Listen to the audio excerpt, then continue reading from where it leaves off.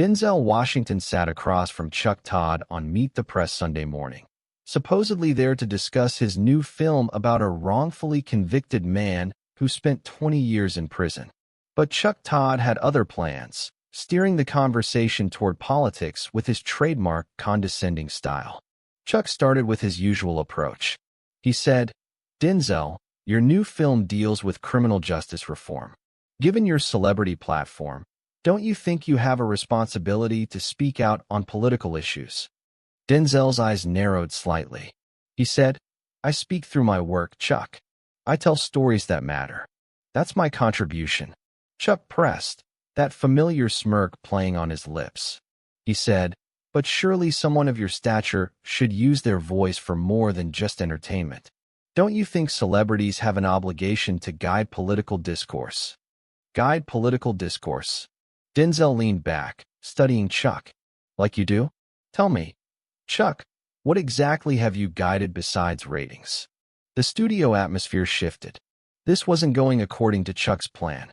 Chuck, defensive, said, "I'm a journalist. I report facts and help Americans understand." "You report narratives," Denzel interrupted calmly.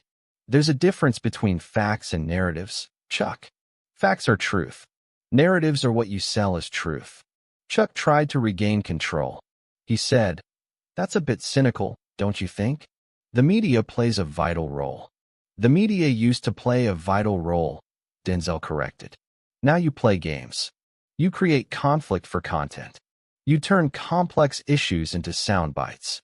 You've turned journalism into theater, and bad theater at that." Chuck's face was reddening. He said, "That's unfair. We hold power accountable." "Do you?" Denzel leaned forward. "When's the last time you held yourself accountable? When's the last time you admitted you got something wrong? When's the last time you chose truth over narrative?" He continued before Chuck could answer. "I've been watching you for years, Chuck. Watched you turn politics into sports. Red team versus blue team. Winners and losers. Meanwhile, real people suffer while you keep score." Chuck tried a different angle. He said, "But don't you think in these divided times, people need voices of moral authority?" "Moral authority?" Denzel laughed, but there was no humor in it. "Chuck Todd wants to talk about moral authority? You've spent decades in Washington trading access for integrity. You call that moral authority?" The camera caught Chuck gripping his cards tightly. Denzel wasn't done. He said, "You know what moral authority looks like? It's telling the truth even when it costs you. It's admitting when you're wrong. It's choosing principle over profit. When's the last time you did any of that?" Chuck, flustered, said, "I think you're mischaracterizing." "Am I?" Denzel pulled out his phone.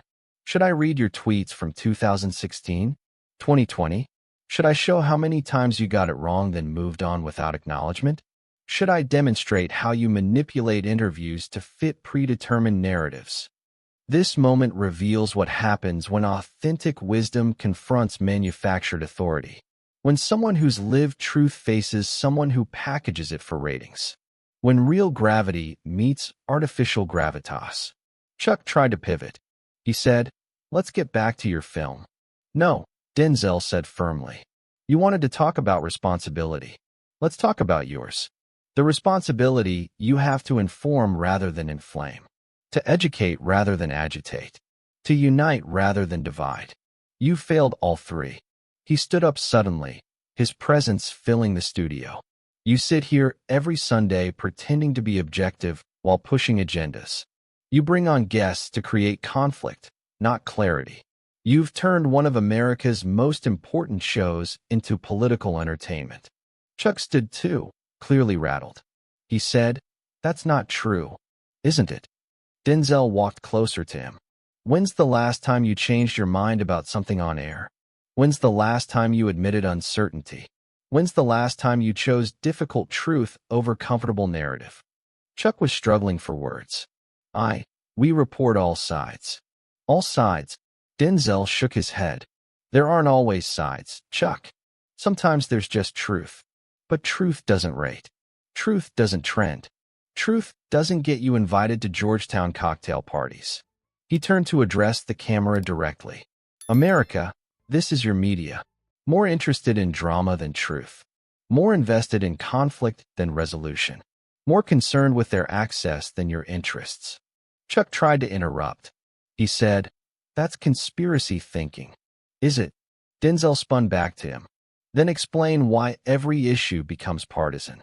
Explain why every story needs heroes and villains. Explain why complexity gets reduced to talking points." "That's not conspiracy, Chuck. That's your business model." He pulled out a piece of paper. "I wrote down your questions from the last month of shows. 80% designed to create conflict, 15% to reinforce existing narratives, 5% actually seeking information. That's not journalism. That's manipulation." Chuck's composure was cracking. He said, "You clearly don't understand how media works." "I understand perfectly," Denzel interrupted. "I've been interviewed for 40 years. I've watched journalism die and be replaced by what you do. I've seen truth become secondary to narrative. I've witnessed the transformation of news into noise." Jasmine pressed on. "You talk about protecting democracy while you undermine it. You claim to defend truth while you spread lies. You pose as a guardian of justice while you perverted it for politics." She pulled out a final set of documents. "Here's something interesting, Mr. Schiff. Financial disclosures you failed to file properly. Meetings with foreign nationals you didn't report. Connections to firms that benefited from your committee decisions. Should we explore these?" Schiff suddenly gripped his chest. His breathing became erratic. Committee members started shouting, "Medical! We need medical!" But Jasmine kept going as staff rushed to Schiff. "This is what happens when lies catch up with you. When the truth you've been running from finally corners you. When someone bothers to compile your crimes and read them back to you." Schiff slumped forward in his chair, clearly in severe distress. Medical personnel rushed in as the hearing descended into chaos. As they attended to him, Jasmine addressed the room. Adam Schiff spent years destroying lives with lies. He ruined careers, divided the country, and abused his power without consequence. Today, consequences arrived. Democratic members were screaming for her to stop. Republicans sat in stunned silence. Jasmine gathered her papers calmly. "I have copies of everything for the record. Every lie, every abuse, every crime. The American people deserve to know who Adam Schiff really is. And now they will." As paramedics prepared to transport Schiff, Jasmine delivered her final words. "You can't run from the truth forever, Mr. Schiff. Eventually, it finds you. Today, it found you.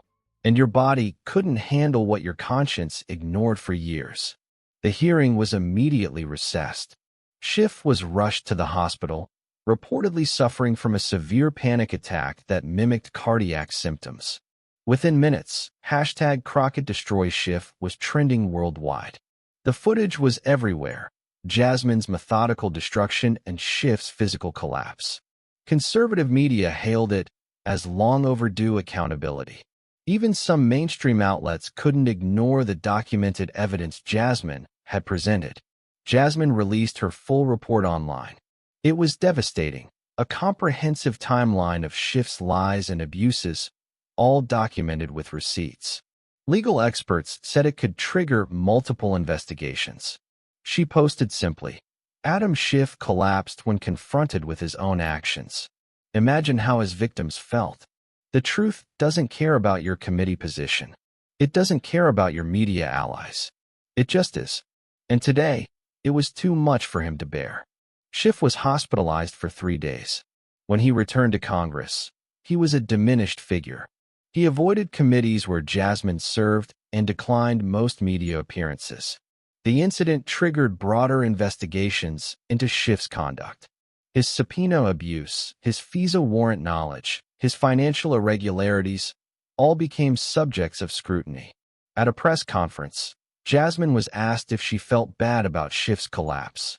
She responded, "I feel bad for everyone Adam Schiff hurt with his lies. I feel bad for the country he divided with his conspiracies. As for him, he collapsed under the weight of his own deception. That's not my fault. That's justice." The revolution wasn't just in the confrontation. It was in the preparation, someone taking time to document every lie. It was in the presentation, calm, methodical, undeniable. It was in proving that eventually, truth has its day. And when that day comes, those who built careers on lies might just collapse. Literally. Because bodies sometimes know what consciences ignore. The truth hurts. And some truths hurt enough to put you in the hospital.